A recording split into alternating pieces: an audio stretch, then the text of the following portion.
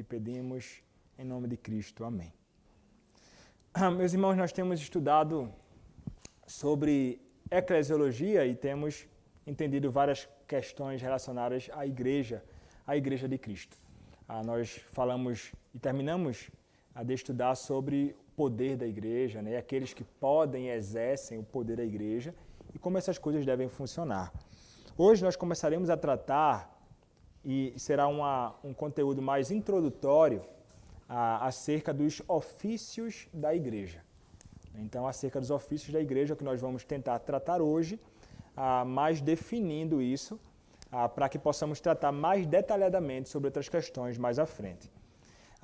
E quando nós pensamos em ofício, né, todos nós temos a experiência com a ideia de um ofício eleito, né? Por exemplo, nós vamos para as eleições para votar em candidatos que querem nos representar nos governos municipal, estadual ou nacional. Estes homens exercem um ofício, um papel lá de pessoas, homens, geralmente, que nos representam. Então, isto no governo civil, né? Nós encontramos esse tipo de papel, de presença ali. E não deveria ser diferente, ou não deveria ser surpresa para nós, que o governo bíblico da Igreja de Cristo, tem também cargos e também tem oficiais, né? E que o Senhor designou para a Igreja dele.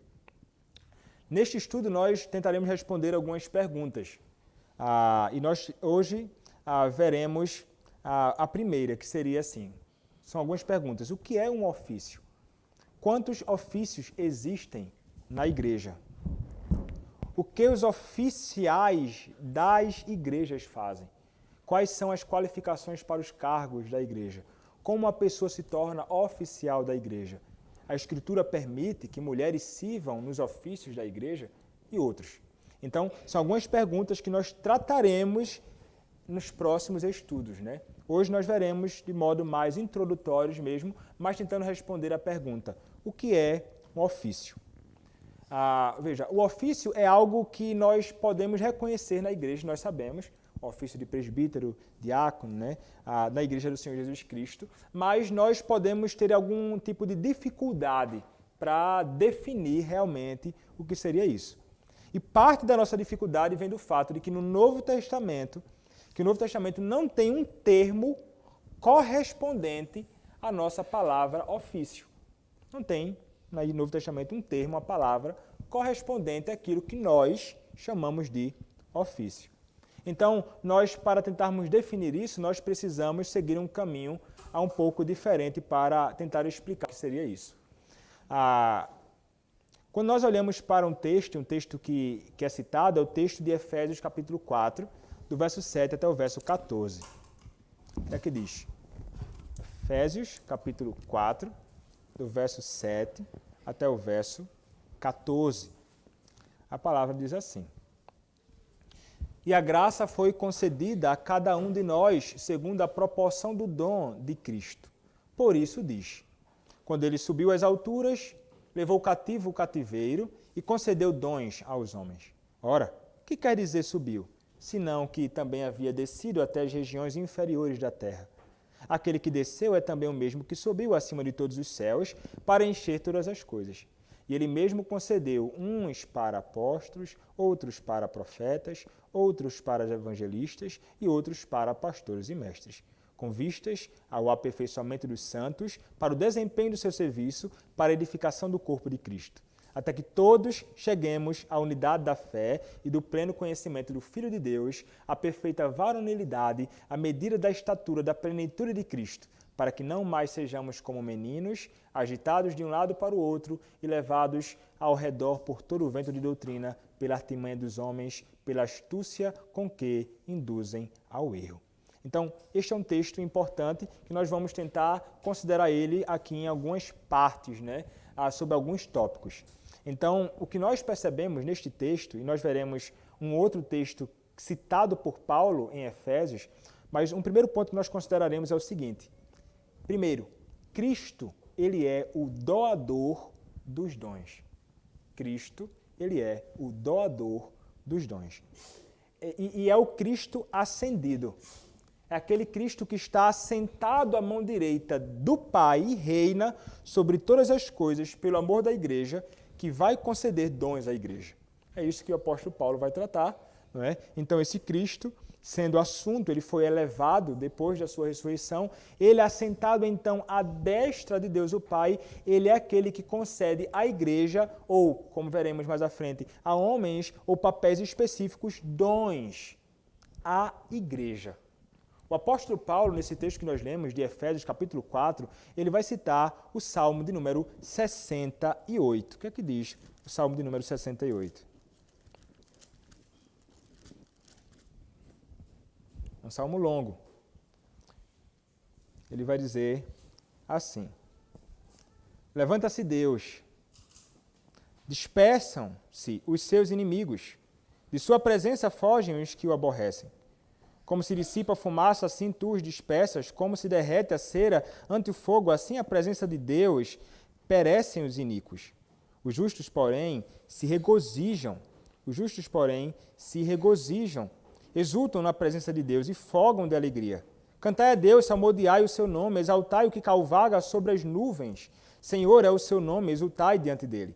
Pai dos órfãos e juiz das viúvas, é Deus em sua santa morada. Deus faz que o solitário more em família, tira os cativos para a prosperidade, só os rebeldes habitam em terra estéril.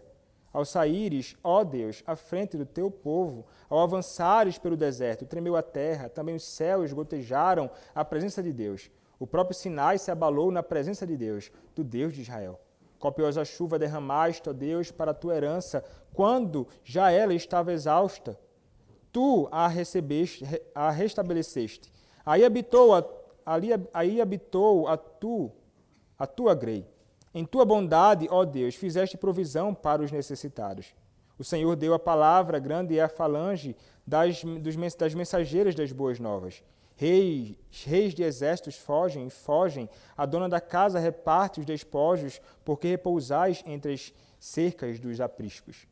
As asas da pomba são cobertas de prata, cujas penas maiores têm o brilho flavo de ouro. Quando o Todo-Poderoso ali dispersa os reis, cai neve sobre o monte Zalmon. O monte de Deus é Bazã, serra de elevações é o monte Bazã. Porque olhais com inveja ao monte elevados, o monte que Deus escolheu para a sua habitação, o Senhor habitará nele para sempre. Os carros de Deus são 20.000, sim, milhares de milhares. No meio deles está o Senhor, o Sinai tornou em santuário. Subiste às alturas, levaste cativo o cativeiro, recebeste homens por dádivas, até mesmo rebeldes, para que o Senhor Deus habite no meio deles. Bendito seja o Senhor que de dia a dia leva o nosso fardo. Deus é a nossa salvação. O nosso Deus é o Deus libertador. Com Deus, o Senhor, está o escaparmos da morte. Sim, Deus parte a cabeça dos seus inimigos e o cabeludo crânio do que anda nos seus próprios delitos. Disse o Senhor: de Bazã os farei voltar, falo-ei tornada às profundezas do mar, para que banhes o pé em sangue e a língua dos teus cães tenha o seu quinhão dos inimigos. Viu-se, ó Deus, o teu cortejo, o cortejo do meu Deus, do meu rei, no santuário. Os cantores iam adiante, atrás, os tocadores de instrumentos de cordas, em meio às donzelas, com adufes. Bendizei a Deus nas congregações. Bendizei ao Senhor, vós que sois da estirpe de Israel. Ali está o mais novo, Benjamim, que os precede, os príncipes de Judá como seu séquito, os príncipes de Zebulon e os príncipes de Naphtali. Reúne, ó Deus, a tua força, força divina que usaste a nosso favor, oriundo do teu templo em Jerusalém. Os reis te oferecerão presentes, reprima a fera dos canaviais, a multidão dos fortes como touros, e dos povos com novilhos, calcai aos pés os que cobiçam barras de prata que se comprazem na guerra. Príncipes vêm do Egito, a Etiópia corre a estender mãos cheias para Deus.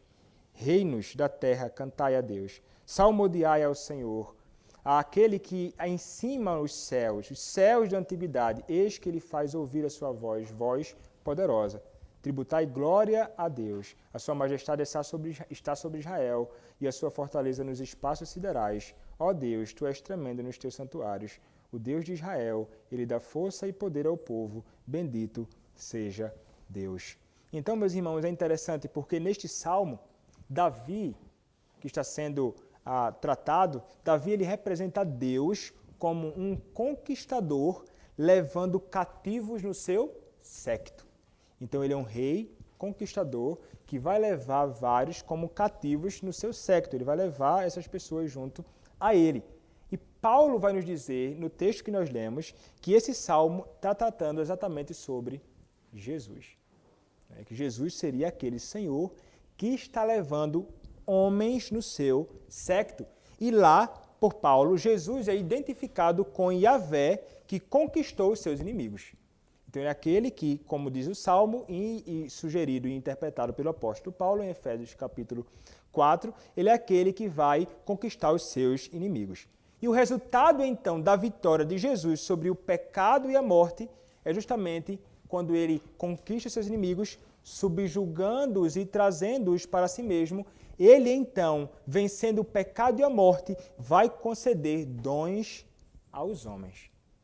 Então, o apóstolo Paulo vai tratar sobre isso na epístola que nós lemos, né? Então, esses dons que vêm do nosso próprio Senhor e Salvador, Jesus Cristo. Então, ele vai fazer exatamente isso. E para pensar sobre os dons, nós precisamos considerar realmente o doador dos dons. E como mencionei introdutoriamente, Jesus é aquele que é o doador dos dons. E por que então Jesus seria aquele que seria o doador dos dons? Jesus, ele contém em si mesmo, pela sua eminência, todos os ofícios da igreja. Ele então vai conceder esses dons, que são ofícios à igreja. Então nós veremos o que a Bíblia diz. Veja, é por essa razão que a Bíblia chama Jesus de apóstolo. Notem, Hebreus capítulo 3, verso 1. Ele possui em si todos os dons e em razão disto ele concede dons aos homens. A Bíblia vai dizer sobre Cristo, Hebreus 3, 1. Por isso, santos irmãos, que participais da vocação celestial, considerai atentamente o apóstolo e sumo sacerdote da nossa confissão, Jesus. Ainda a Bíblia vai chamar Cristo de pastor. Nós sabemos disso lá em João capítulo 10, verso de número 11. João capítulo 10, verso 11, a palavra do Senhor vai nos dizer o seguinte: eu sou o bom pastor. O bom pastor dá a vida pelas ovelhas.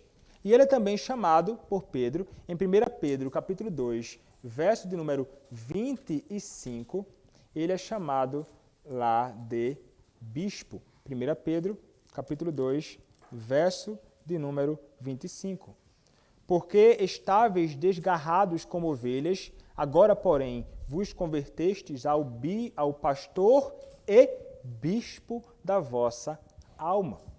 Então, uma coisa que nós devemos considerar é que nunca podemos separar os ofícios e dons para o ofício do Senhor Jesus Cristo. Os ofícios estão ligados a esses dons concedidos aos homens e não podemos separá-los do próprio Senhor Jesus Cristo, que é aquele que nos concede esses dons para exercermos o ofício na igreja. Então, ele é aquele que possui e distribui. E é interessante, né? Cristo é sempre aquele que nos representa em vários aspectos. É como se ele fosse primeiro e nós vamos depois. Ele é aquele que morre, é humilhado e então é exaltado. Ele é aquele que sofre e nós sofreremos. Ele é sempre aquele que sempre vai como que um exemplo na nossa frente e nós seguimos após ele realmente em tudo. E no que diz respeito aos dons, ele é aquele que possui realmente todo dom e virtude que ele concede aos homens, para o exercício deles. Então, Cristo, ele é aquele que, como um rei, subjugando os homens nos seus pecados, seus inimigos, que éramos os seus inimigos, ele então, subjugando e vencendo-nos, ele então nos concede dons. É o próprio Cristo. Segundo, todos os cristãos se beneficiam desses dons. Efésios capítulo 4, verso 7, Paulo diz que a graça foi concedida a cada um de nós segundo a proporção do dom de Cristo. Ele vai dizer a cada um de nós. Mas é interessante, né? Nos versículos 13 e 14, Paulo enfatiza que cada cristão se beneficia desses dons. Então, nós recebemos determinados dons e toda a igreja, ela se beneficia dele. O que é que diz os versos 13 e 14, né, de Efésios? Efésios capítulo 4, versos 13 e 14. A palavra vai dizer assim: até que todos cheguemos à unidade da fé e do pleno conhecimento do Filho de Deus, à perfeita varonilidade, à medida da estatura da plenitude de Cristo, para que não mais sejamos como meninos, agitados de um lado para o outro, levados ao redor por todo o vento de doutrina, pela artimanha dos homens, pela astúcia com que induzem ao erro. Então notem que nós recebemos bênçãos e dons de Deus, mas pensando aqui sobretudo na questão do ofício, todos se beneficiam. E veja, se beneficiam no sentido de que homens são dotados de dons para exercer ofícios e vocês, como igreja do Senhor Jesus Cristo, se beneficiam destes dons. Ou seja, nós veremos mais à frente, esses dons nos são dados para o exercício na igreja, para a bênção da igreja, para que a igreja então possa desfrutar destas coisas. Então, todo o corpo de Cristo e tem um propósito extraordinário, a entrega desses dons para a igreja, né? Então, todos vocês estão se beneficiando de um dom que Deus concedeu, sei lá, a pastores e mestres, a homens que conduzem a igreja de Cristo. Então, todos nós participamos disto. Mas alguém poderia, então, perguntar, quais são alguns desses benefícios, né? Paulo vai dizer, a unidade da igreja, né? Através, então, do exercício desse dom na igreja, isso vai promover, então, a unidade da igreja. Isto vai promover o conhecimento de Cristo. Isto vai promover a maturidade na igreja. Isto vai promover, como ele vai dizer, a constância espiritual e a proteção contra o engano e a dissimulação. É isso que ele vai tratar ali. Então vejam como é importante a questão do dom, do ofício dado e então do exercício dele feito devidamente e como isto vai promover coisas extraordinárias, irmãos. A unidade da igreja é algo fundamental, não é? Então, ela tem que estar baseada, e a unidade dela vai ser fruto realmente de um exercício devido dos dons na igreja. Ou podemos pensar em particular daqueles que estão envolvidos com o pastoreio da igreja, com o ensino da igreja, em todos os aspectos. Então, isso vai servir como algo que vai trazer unidade ao povo, né? Quando se ensina baseado na verdade de Deus. O conhecimento de Cristo é fundamental. Nós fomos chamados para crescer cada dia mais na graça e no conhecimento do nosso Senhor e Salvador Jesus Cristo. Então, aqueles que estão conduzindo a igreja devem sempre aproximar a igreja disto, ou de Cristo, a sermos mais maduros realmente, a não sermos inconstantes, né, o tempo inteiro vacilando na fé. Não, como alguém que consegue caminhar direitinho, né, seguindo em frente, firme, e também vai servir para proteger de qualquer tipo de engano e heresia que pode adentrar a igreja. Isso em benefício da igreja. É dessa forma que funciona. Mas a realidade é, nenhum cristão tem todos os dons, mas todo cristão se beneficia de todos os dons. Há dons diversos concedidos à igreja, eu posso não ter determinado dom, mas você pode ter, e eu vou desfrutar disso. Eu vou me deleitar nisto. Então isso é interessante, né? Isso é o corpo de Cristo, é dessa forma que realmente as coisas funcionam, né? Cristo, então, ele é aquele que reparte. Cristo reparte dons, certos dons entre os cristãos. Essa seria, então, uma terceira parte. Cristo é o doador dos dons. Todos nós nos beneficiamos dos dons concedidos à igreja e Cristo reparte certos dons entre os cristãos. Na igreja, não há espaço e não deve existir espaço para ciúme entre cristãos com relação a dons espirituais. Não pode existir. Imagina, né? Rapaz, eu tenho ciúme, eu queria ser aquela função, eu queria exercer isso, eu queria ser isso, eu tenho que ser isso, não sei o quê. Com ciúme. Por quê? Se você se beneficia deste dom. Veja, todos nós somos alvos da graça de Deus através dos dons distribuídos e variados na igreja. Uma vez que eu estou plenamente consciente que eu não possuo todos os dons, eu devo me alegrar com aquilo, não ter ciúme do meu irmão que possui. O dom que ele possui, nós veremos mais à frente, é dado a ele para o serviço da igreja, ou seja, é para me servir. Eu sou grandemente abençoado por isso, ou pelo menos deveria ser. Então, o ciúme é algo que não deve existir. Se Cristo, então, me deu certo dom, ou reteve certo dom de mim, então sei pelo menos 3 coisas. Se Cristo me deu ou não me deu. 3 coisas eu sei, não é? Primeiro, se ele me deu ou não. O ponto é, eu não mereço nenhum dom. Poxa, se ele me deu, eu não mereço. Se ele não me deu, eu realmente não mereço. Então, primeiro ponto é, eu não mereço nenhum dom. Por definição, dom é concedido. Não é algo que você vai adquirir. Eu vou me esforçar para fazer. Né? Não, é Deus quem dá livremente, segundo a sua vontade. Se não tem um dom, eu não tenho então razão para reclamar. Por que eu não tenho nenhuma razão para reclamar? Porque eu não mereço nenhum dom. É Ele quem me dá livremente. Contudo, se eu tenho um dom, dado por Deus, concedido dele para mim, eu tenho então toda a razão para quê, irmãos? Para me humilhar diante dele e para ser agradecido a ele pelo dom que me dá. Porque ele é gracioso e ele me concedeu algo que eu não merecia.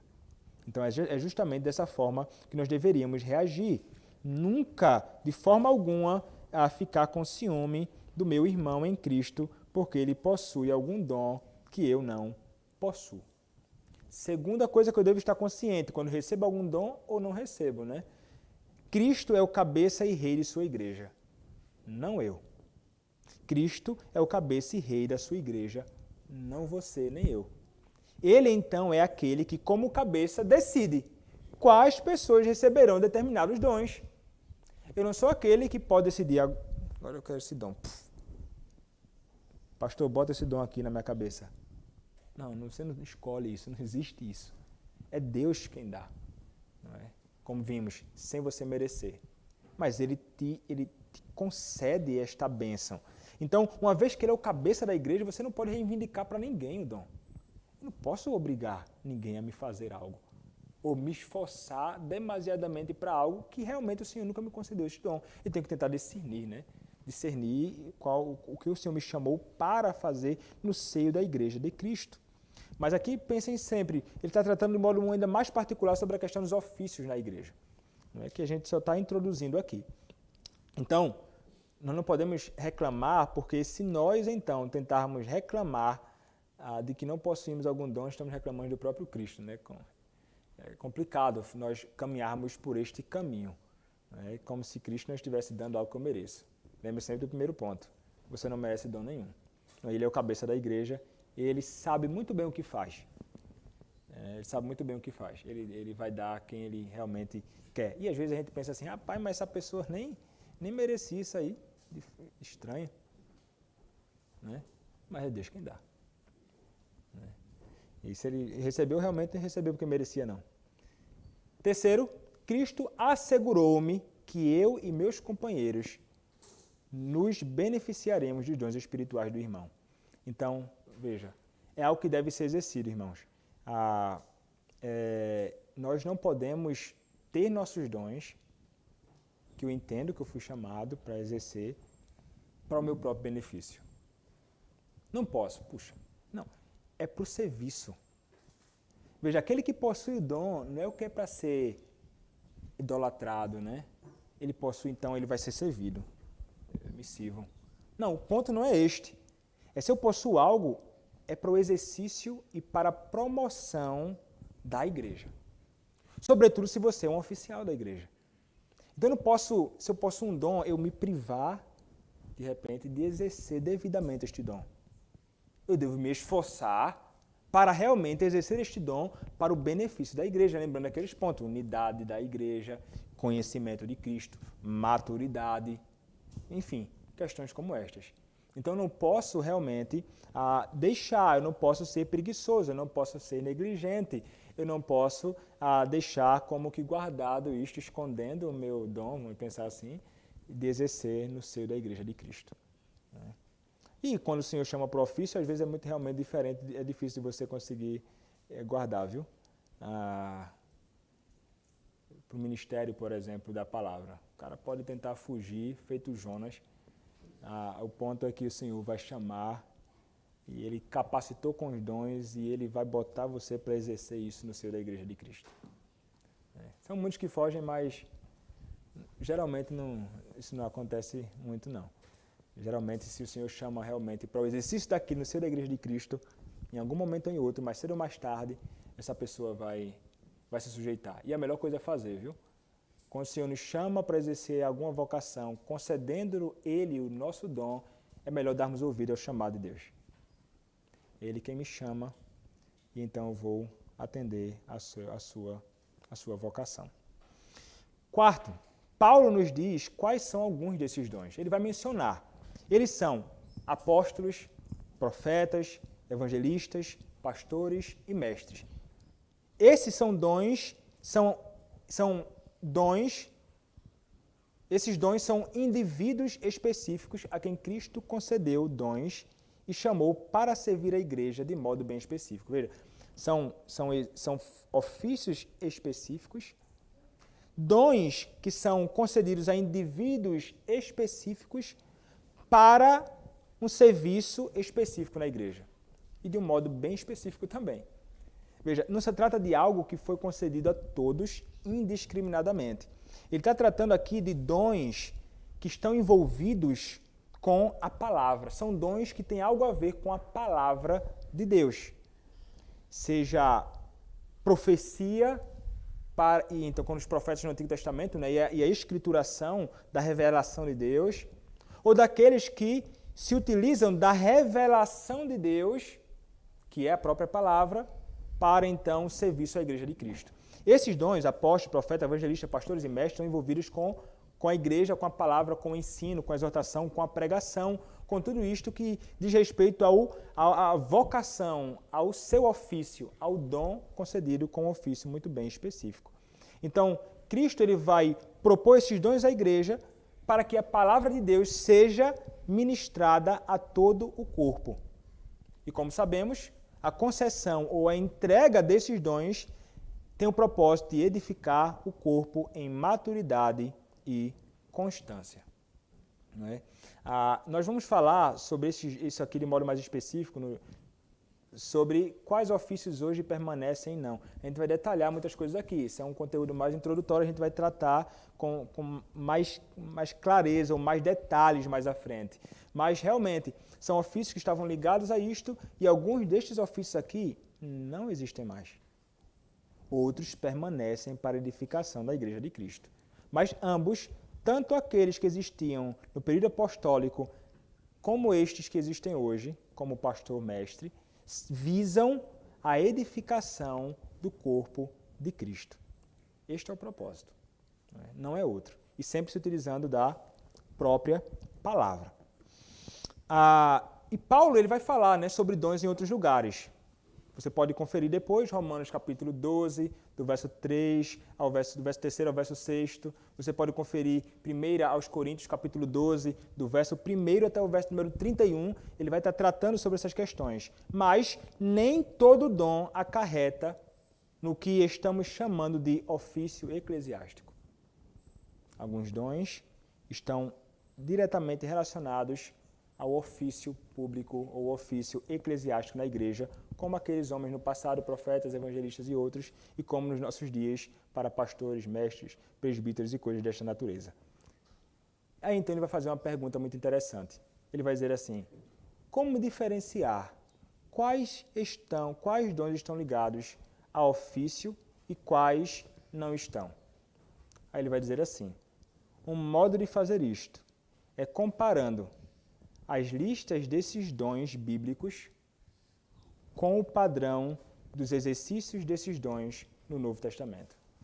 Como estes dons concedidos à igreja eram exercidos no Novo Testamento. Você pode pensar então no ensino, exortação, como eles eram exercidos.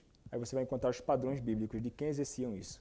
E você então vai chegar à conclusão que você vai ver profetas, evangelistas, pastores e mestres no exercício de alguns dons bem específicos. Então, como entender? Alguns dons específicos são concedidos a determinados homens específicos para um exercício muito bem específico no seio da Igreja de Cristo. Então, teríamos que fazer esse exercício para tentarmos chegar a esta conclusão. É o que nós vamos tentar ver mais à frente sobre quais são esses dons e como ele é exercido e quais hoje permanecem e quais hoje não permanecem na igreja do Senhor Jesus Cristo. Mas o ponto é, quando nós olhamos para o Novo Testamento, nós vemos que certos dons deviam ser exercidos simplesmente dentro da igreja, sem reconhecimento eclesiástico normal. Alguns. Contudo, outros dons significavam que a igreja devia reconhecer e separar aquele que possuía esses dons. Nós falaremos mais à frente melhor sobre isso. No Novo Testamento, então, não há sugestão de que uma pessoa tenha uma posição espiritual, inclusive também mais alta ou mais baixa por ter ou deixar de ter certos dons para o ofício eclesiástico. Aqui seria o seguinte, né? Porque você vai pensar assim, há dons que são para o exercício na Igreja de Cristo, mas nem todos eles são dons que vão conduzir alguém para exercer um ofício de liderança na igreja.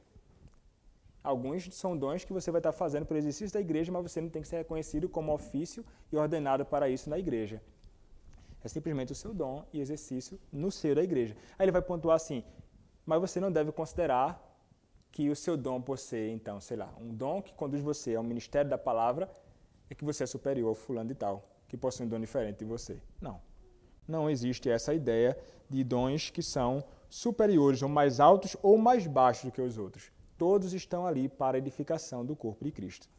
A ideia de uma casta separada na igreja, numa posição acima dela, ou que tem um acesso mais próximo a Deus, é algo que é realmente estranho à Escritura Sagrada. Quem tem acesso, só fulano de tal, tem acesso a Deus. Não. Os oficiais continuam fazendo parte da igreja e são um em Cristo Jesus com seus companheiros cristãos.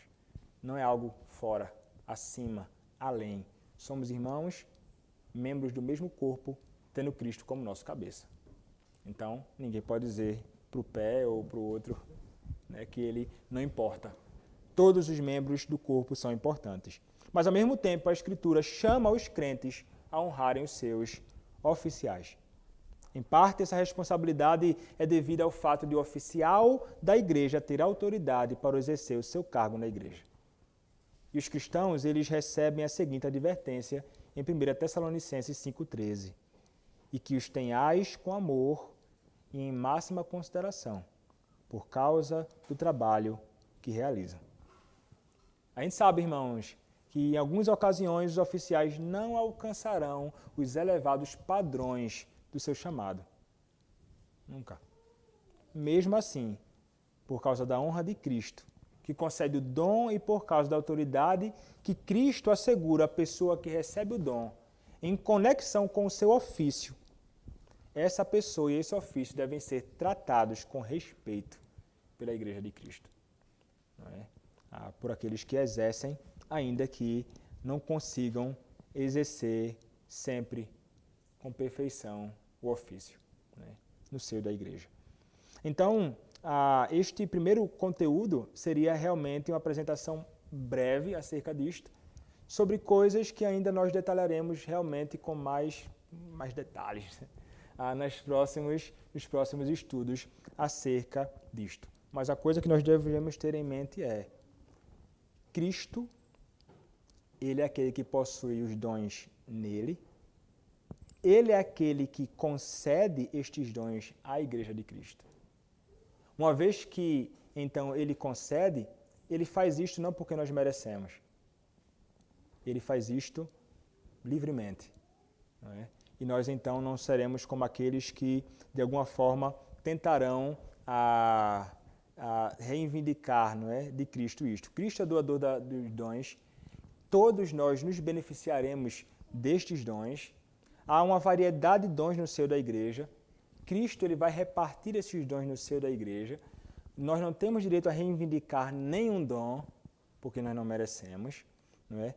Cristo, então, cabeça da igreja, ele faz, então, com a sua igreja o que ele quiser e ele nos assegura que você que faz parte da igreja, você vai ser abençoado com todos os dons que a Igreja de Cristo tem. E nós podemos nos alegrar com isso. Então, isso é maravilhoso. Isso deve nos encorajar, né, a estarmos envolvidos no seio da igreja. Estar fora da igreja não é algo bom.